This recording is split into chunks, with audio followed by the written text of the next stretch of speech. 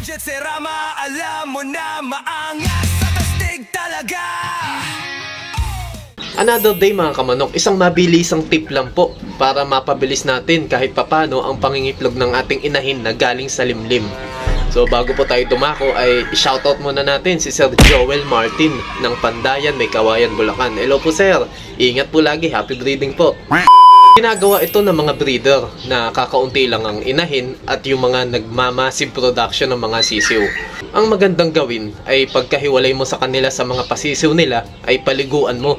Gamitan mo ng washout or Ceramite para ma-refresh ang kanilang katawan at matanggal yung mga external parasites like kuto. So, para maginhawaan. So kapag napaliguan na, kinabukasan bigyan nyo po ng mga bitamina. Anong mga bitamina? Meron po tayong mga low budget na vitamina like calcium lactate at least 3 days a week. Okay na po yun. Kung may budget po ay bigyan po natin sila ng mga injectable na mga B-complex o yung mga vitamin A, D, E. Pampataas din po ng fertility rate yun. At isa pa, mas okay kung naka-pre-range yung inahin para mas madali silang makalimot o yung kumbaga maka-move on. Wow. Na meron pala silang mga pasisiw o galing sila sa limlim. Yan po mga nabanggit ko ay subo ko na po mismo. Sineshare ko lang po sa inyo. So, para sa mga baguhan.